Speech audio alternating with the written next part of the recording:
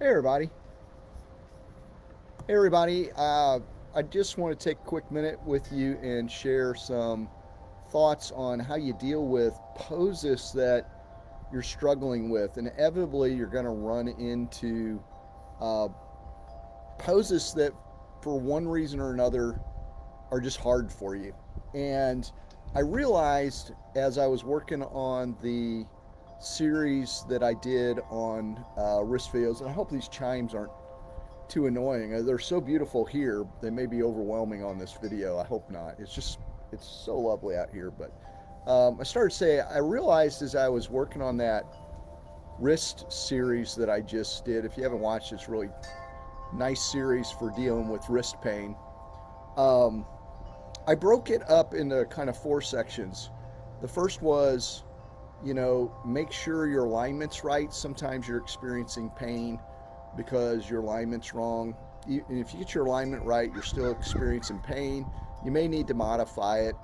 Um, you can use props sometimes to help you out because sometimes even modifying it's not enough. And then lastly, I talked about counterposing. And I realized in that there's kind of a pattern for how you deal with that holds true for dealing with tough poses too. Most of what I said there, with the exception of the last one, I'm going to tweak that a little bit. If you're having a problem with the pose, and I'll use the example of when I was learning mermaid, and it was just really hard for me. Um, the first thing is, make sure your alignment's right on a pose, because sometimes you're just doing the thing wrong. Like that's just the problem. When I was doing mermaid, I had my torso turned the wrong way.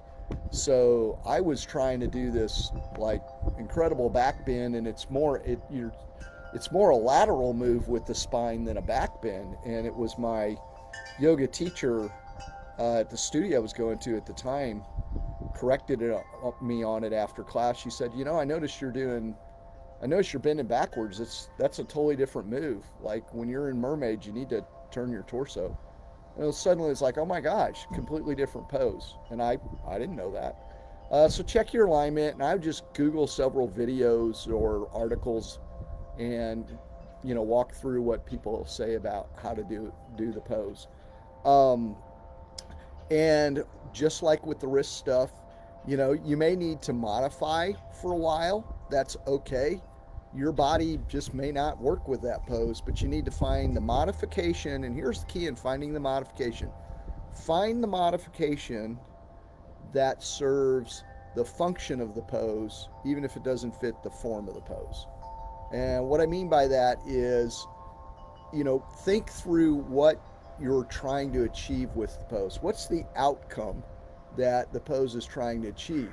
So you may be trying to open the chest up, and you're doing that by raising an arm out to the side, but your shoulder does not allow you to do that. You may just concentrate on drawing the shoulder back and maybe putting your hand in the lower part of your back and not sticking it up to the heavens. The key there is, what's the point of the arm being up in the air? And if 9/10 of it is opening the chest, how can you open the chest in a different way? So the key to modification is, you want to modify in a way that's going to get you closest to the function of the pose, regardless of whether it fits the form of the pose. Um, so, the other thing you can do are props. If you're struggling with something, you may need a block, you may need a blanket, you may need to hold on to a wall or hold on to a chair. A really classic one on this is learning how to do balance poses. And balance it's a strange blend. This is true of all kind of motor activity, but balance is a strange blend of muscle tone and muscle memory in terms of the neurological link to what you're doing and understanding it in your brain, saying, okay, this is it.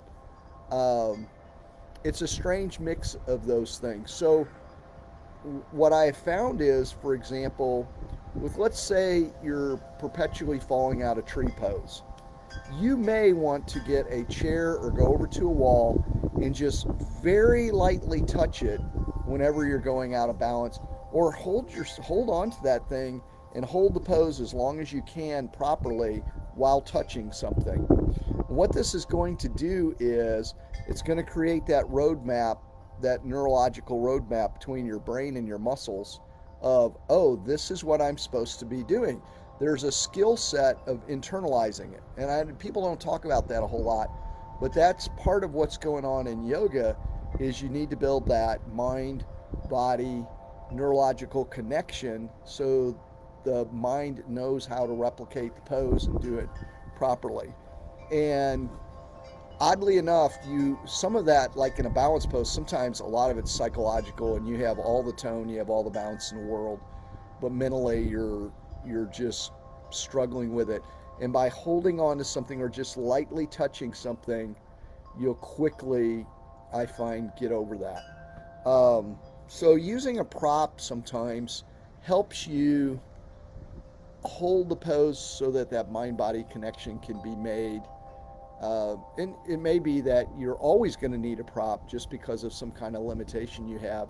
And again, with props, always keep in mind what is the function of this versus the form. Maybe when you use a prop, you're going to have to place it someplace, which is going to make you change the pose up a little bit. It's okay as long as you're getting at what the outcome of the pose is. So mention alignment, modify, props. Now, in the wrist series, I talked about counterposing. Rather than talk about counterposing, what I want you to think of, counterposing is really about drawing back and seeing how, a pose fits in the bigger picture and holistic health around that pose. But what I'd throw in place of that here is, what is the limiting factor for your pose, and how are you training yourself through that, or maybe to eliminate that? So, for example, when I was learning mermaid, I had to, and I talk about this some in the pre-workout. I think it was in the pre-workout stretch video I did. I realized that I needed to work on my spinal flexibility, and I really needed to work on loosening up my quadriceps. And so I started building into my regular practice more and more poses that were lengthening those quads and building my just my spinal flexion, particularly moving laterally side to side. So I was training away the limitation. The key is not to try poses, but to train toward poses, and that's worthy of a whole nother video. But you need to think, what's limiting here? Is it, my hip flexors? Is it my calves? Are my chest muscles tight? Really classic example of that one is wheel pose, like a back bend. A lot of people don't think they have the arm strength to do a back bend. Most people, if you can do like down dog, you can hold your body up with your arms and legs, right? Like, granted, it's different muscles, different kinesiology to it. But here's the deal. You probably have the strength. What most people lack is the shoulder flexibility to be able to get in the position they need to be able to be in to assume that pose. So then, that being the case, what you're going to want to do is mobility training around your shoulders. So there you go. That, just to recap real quickly, first start with alignment. You may be doing something wrong, and that's why it's hard. And oftentimes a little tweak makes a big difference. If you need to modify, that's okay. Just keep the function in mind. Similar props. Props are awesome. Props can really help you. Actually, props can help you move forward very quickly rather than struggle and not be able to do diddly on a pose. Using a prop so that you can partially master it and then move into a deeper expression of it. Great strategy.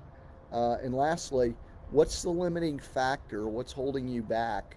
And how can you train toward that? Beyond doing that pose, what are other poses that are going to train your muscles or your strength or your coordination? Because it's really what it boils down to. Doing a pose is, do you have the strength and tone for it? Do you have the flexibility for it? And do you have the mind-body connection for your body to understand and know what it's doing?